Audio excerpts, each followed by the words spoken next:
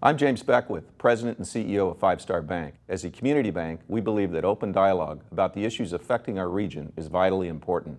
From the economy to the environment to social issues, we look forward to the conversations and hope you'll join in.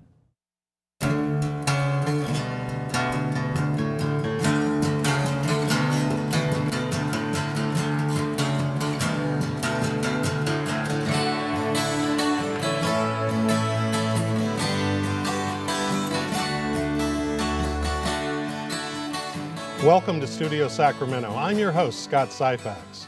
Doris Matsui is California's U.S. Representative for the 5th Congressional District, representing Sacramento. Congresswoman Matsui succeeded her husband, the late Robert Matsui, who represented the 5th District for 26 years until his death in 2005. The Congresswoman was born in an internment camp in Arizona, grew up in Dinuba, and earned a degree in psychology from UC Berkeley. Since joining Congress, Congresswoman Matsui has compiled an impressive record in the areas of flood protection, alternative energy, and national service. She joins us today to talk about her own unique California journey. Welcome, Congresswoman Doris Matsui. Thank you. Well, and especially, Congresswoman Matsui, I want to welcome you home. As the former volunteer chair of KVIE's board, it's nice to have you back. Oh, it's nice to be back. I heard a story recently that you used to actually appear on some of the giving segments and the like. Tell us a little bit about that. I did. I was chair of the board here, and that was when it was somewhat of a shoestring operation. We were in the old studios on Garden Highway, which had sort of leaky roofs and barely have enough electricity. But on some of those nights, I would bring my son, and we would certainly try to pitch KVIE membership, and particularly because of Sesame Street and Mr. Rogers' Neighborhood. And my son must have been about 4 or 5 at the time, and he was probably much better at it than I ever was. Well, and today he's lives in Washington and is an attorney, correct? Yes, he is. He is. Okay. You know, there are numerous cases where spouses have succeeded their spouse who have passed away. It's primarily been women, and have gone on to hold those seats. You are an outlier in that sense, in that while they've done fine work, you really have distinguished yourself with a record on some pretty key areas: flood protection, alternative energy, and national service. What in your background prepared you, once you became an elected member of Congress, to really hit the ground running the way that you did? That's an interesting question, Scott. I think that each of us are probably more prepared than we ever think we can be. I think everyone's life experiences somehow or another prepared you for some of these surprises in your life. For me, I think it was because my parents were very good supporters of mine when I was growing up, enabled me to go to college. And I met my late husband, Bob, at Berkeley. He was in law school at the time, and I was an undergrad. And I believe coming home to Sacramento really probably has been my basic type, in a sense, commitment to whatever I do. Bob's family has been here since the 1890s. I married into it, but I started off as a young married and loved Sacramento. Sacramento is it's been sort of the place where I believe things have happened for the Matsui family. And it's a wonderful place to live and raise children and work. Bob's values sprung from Sacramento, and it's interesting that mine do too. Quite frankly, community and family is very central to Sacramento, and it's sort of got a Midwestern quality in that way. And Bob and I did everything together. We got married very young, and I was very active in the community here, and so was Bob. And when he got elected first to the city council and then to the Congress, we both felt a determination to serve, each in our own ways. And when we moved to Washington, I got very, very involved with the activities there, realizing that much of it was quite similar to what I did here. And it was a wonderful experience because I had my own path, but in a sense we had the same things going on in our lives, particularly because he was in the Congress. So to a certain degree, all of that prepared me. I was not the member of Congress, but I certainly understood what happened there and what needs to be done. And you have to have a commitment to want to do something for your constituents. And that's what happened. Well, you talk about your own path, and that path led you prior to assuming your current role in Congress. You worked in the Clinton administration as well. Tell us about your experience during those times. I always tell everyone working in the White House is kind of a once-in-a-lifetime experience. And I got involved because the President-elect Clinton at that time appointed me to the transition board, along with people like Mickey Cantor and and others who were there to advise him to in the determination of how to form this government. And so I got to know them very well. Mac McClarty was there, Vernon Jordan, and we had an inside view about how we want to form government. And working in the White House as I did as Deputy Assistant to the President in the Office of Public Liaison, which they call Public Engagement now, I met a lot of people. I mean, we dealt with issues of education, environment, energy, telecommunications, children's issues, women's issues. It was quite a place, and it was very heady at the very beginning of the Clinton years. But I must say it was a fabulous experience. President Clinton at that time, Mrs. Clinton, who was the First Lady, I probably worked just as hard as any of us, and it showed too. They were fabulous. What experience would you say most resonated with you in terms of all of the people you met, the events you attended, and the like? Which one comes to mind first whenever you think of that time in your life? In my time in life at White House, I think it was really meeting the people who came to the White House. Regular people who were so in awe of being at the White House. And I told them all the time, this is your White House too. And it was that sense of, wow, some of these people came through and said, you know what, this is real. This is America. We can actually visit the White House. And anyone who's traveled around the world, as I know you and I have, it's not the same way at all. You don't walk into the reigning person's house. You don't walk into the Congress. You don't walk into the Supreme Court and other places. But we do in this country. And to me, that was what was really wonderful about this country, and being able to have people experience that at the same time. When you were making the transition from private person to public official, and this is even going back to your time in the White House, what was the most challenging part of that transition? As a private person, you do have some private moments. You have sort of a zone of privacy. As a public individual, you can't count on that all the time. I think each of us want to have that, and we do it in our own ways. But quite frankly, once you step out the front door, you're a public individual. And it's helpful if you're aware of that.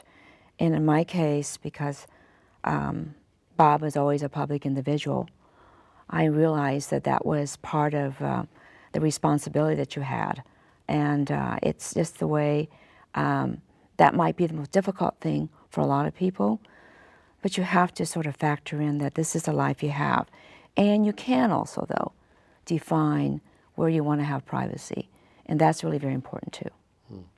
What was the most important lesson that your husband shared with you, or that you take with you into your life today? Bob has always said, and he said this to many people, that he believed that in life, your values are important, loyalty is important, but above all, integrity. You have to have integrity. because without integrity, you really can't function. And I think that's really very important for anyone, but in particular, any public official. Okay. When you lived in D.C. In those early years, the family came with you, your son came with you, and you were a part of that environment as well. Today, most members of Congress leave their families at home. How do you think that that's impacted the political climate in Washington? Well, I believe it's one of the reasons that we might have a difficult climate today. In the late 70s, when Bob got elected to Congress, obviously we had our roots here, but Brian was 6 at the time. Families moved to Washington at that time. So actually, we got to know each other. It didn't matter which party you were in. Spouses got to know each other. They had their own activities. The kids got to know each other, played with each other. And even though the members of Congress could be from different parties and disagree vociferously during the day, when we got together on the weekends or on evenings, spouses were friends. The kids were friends. And there's no way you were going to get personal in a derogatory way at all, because you knew each other as people. That's missing today, because most members don't move their families to Washington. They barely know each other, and it's hard to get to know each other. I still like to be able to talk with members of the other party. We can find some zone of interest in something. Most of them have kids, either going to college or they're growing up. And you can find something that, a common type of interest. Everybody in that regard is alike, but it really takes getting to know the person, sitting down with them and just not just talk about the issues, but just talk about what's going on in your life. That would be nice. That would be nice, wouldn't it? Let's talk a little bit about your signature issue. On flood protection, arguably you've been one of the strongest and consistent voices in the country on flood protection generally, but particularly for this region. And we've done a lot of work here. But as recently as July, the New York Times did an article that said that Sacramento was California's next nightmare because of our continuing issues and trying to make sure that our flood protection and our levee system is up to the level of protection that we need. What's left to be done? That's interesting, because I think the New York Times finally discovered us, actually. We've known about this for quite some time. I've known about it for quite some time. My husband certainly was involved in it with the 86 floods, the 97 floods. With the 86 floods, fortunately, we formed SAFEGA, which is a Joint Powers Authority, which is really fabulous for the region. We understood that we had to have flood protection. When I took office in March of 2005, in August, Katrina hit New Orleans. That was really kind of a wake-up call, I think, for most people here, because Sacramento is the second most at-risk city. And what we did then, and it's a continuous process, was really, in a sense, really devote a lot of resources and time. And we developed the Joint Federal Project at Folsom Dam, a spillway, an additional spillway, so they can actually release water faster. And that's on target. It was a wonderful situation in which we got the Corps and resources to never, ever participate at all together, to get together, because in essence, one wanted flood safety and one wanted dam safety. So we got that going and have a wonderful project going on. With Natomas is one of our huge projects. We really thought that we had the level of protection we needed. What happened was, after New Orleans, the Corps of Engineers started looking at some of these projects and decided that we didn't have the level of protection. So we now have a project going on, which will certainly, with a new levee system that is being designed now, has been designed, and we're going to be building, is probably going to be the best levee system probably in the state, maybe in this country. We just have to make sure we get authorized and funded. If you live in Sacramento, you know, if you live anywhere behind a levee, in which most of us do, Right. that's just the way it is. And we here are at the confluence of two fabulous rivers, the Sacramento and the American. And we have a long-term plan here. Get the JFP done, get Natomas done, and everything else, looking at it to make sure that it is where it should be. And everybody in this region has to know that we here have to understand that ever since Sacramento began in 1849 with the gold rush, we've always had a history of water, and that could be positive or negative. I prefer to look on the positive side.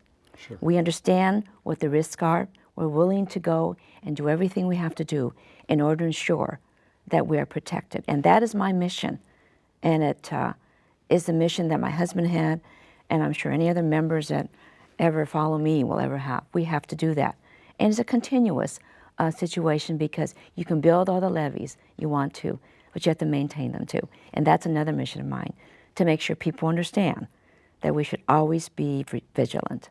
So it's never going to end. Never going to end. Okay. I want to go back to your beginning. You were born in an internment camp in Arizona. And there's been work over the past quarter century where the nation has apologized and tried its best to make right that very sad chapter in our history. But as an elected official, especially in the most important body in the land, the sense of history that you carry with you, how does what your family experienced and that journey, how does that inform how you approach making the nation's laws? You know, that's an interesting question, because I think that through the years, it has become more an important factor in my life. As I was growing up, you know, I was born in an internment camp, and my parents and the family left the internment camp when I was like 4 months old, so I have no memories of it. And my parents made it a point not to burden me with it, so that I wouldn't have those kind of burdens. So we never talked about it very much. It was only during, I think, the 80s, when all of a sudden the redress movement began. And people started to talk about it. And I was an adult by that time, obviously. Bob was in the Congress, and he was very much involved in it then at that point too. He also, you know, he was born he was born in 1941. He was 6 months old, he was a baby when his parents had to go to camp. So for us, it was a learning experience itself. But those stories of what happened during that time, during the redress movement, were absolutely incredible. When individuals stepped up and said, you know, it was really hard. We're American citizens. And they doubted us. And what they actually did was worked harder than ever to ensure that people understood that they love America. It's the best place in the world. And I believe that the redress movement, even amongst Japanese Americans, really had difficulties, because there are some people who said, let's not talk about it anymore. It's done, we're successful. And the others said, no, we need to talk about that. We need to show this chapter in our lives. And as it turned out, I believe that everybody felt that it was important. It really demonstrated that this country is a great country. They made a mistake. And through this redress movement, Americans understood that a mistake was made and an apology was made. And that, to me, really indicates that this is a great country. It's willing to admit its mistakes. And so now, I believe, as a member of Congress, it has instilled in me more reverence for this country and what it really stands for. but also to know that sometimes it can make mistakes. Sure. And during that awful chapter in American history, the whole difficulty between, what is it, security, or civil liberties. We still have those kind of debates. But I think for me, I want to make sure that we keep the balance. And I think for me, it's important as an elected official to ensure that we always think about the balance. We have to have security, but we have to also respect people's civil liberties too. And that's that delicate balance that is critical in this country. Well, you know, on a related note, a second signature issue for you is your commitment and leadership on the notion of national service and community service. And it would seem that there would be a relationship between those two things, because that really is about giving back and recognizing the greatness of this country. Tell us, what fuels that passion? Well, I think it's from the very beginning, my parents sort of fueled that with me. And if you look at my life, you know that I have been the consummate volunteer.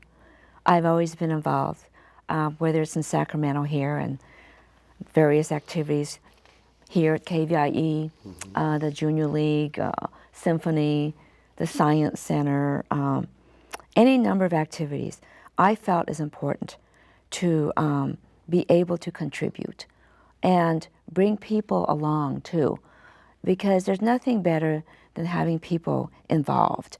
You learn about people that way, and there's this instinct, I believe, in this country, which is, I think, unusual. This country is an unusual country. We want to serve, and that instinct needs to be nurtured. So national service to me is really very important. I believe ultimately everybody should somehow or another perform some national service.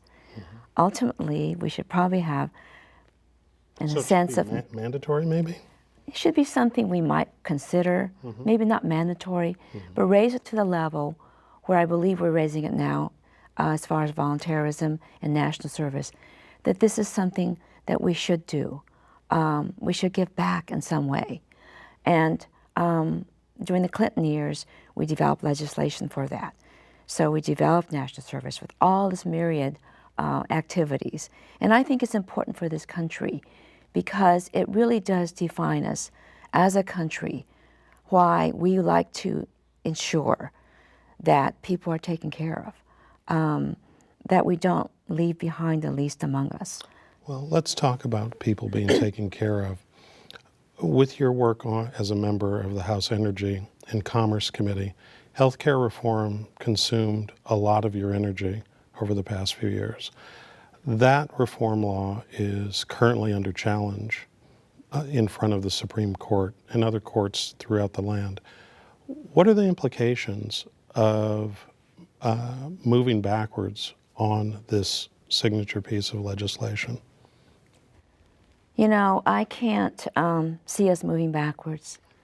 We're probably going to make some corrections as we move along. But this is important for the American people. I think that it's really very true. If there is disparity in this country, a lot of it is around health care. And I don't believe that health care should be a privilege. I think every person should have a right to health care. It's an opportunity that I think in this country we all need to have. So I don't believe ultimately that this health care bill is going to go down. If anything, we're going to keep improving it and moving it forward. That's my mission now. Healthcare sector in Sacramento is a #2 sector. I have involved the providers, meaning the hospitals, the doctors, the clinics, the educators, in a way ever since we started healthcare reform, and now the implementation of it. Because Sacramento is a wonderful place. Many things are happening today around making sure that the safety net isn't frayed. We're moving together on that today in Sacramento. I have a healthcare working group that is working on that. We're leveraging everything we can of this healthcare reform bill so that we have probably the best healthcare system we will in Sacramento. We're down to our final minute, and I want to ask you about something that is coming up very soon. This super committee is meeting and is considering a huge amount of structural change and fiscal change.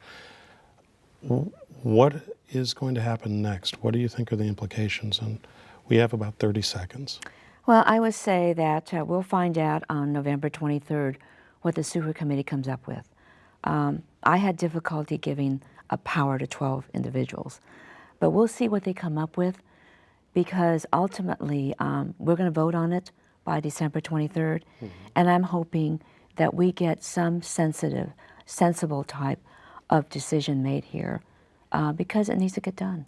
All right. Okay. Well, Congresswoman Matsui, thank you so much for visiting us. We very much appreciate your time, and we hope that you will come back and visit your old home yet once again. Oh, thank you very much. All right. Well, that's our show. I'd like to thank our guest, Congresswoman Doris Matsui, for joining us. And thank you for being part of the conversations that matter. I'm Scott Syfax, and you've been watching Studio Sacramento. Join us next time right here on KVIE.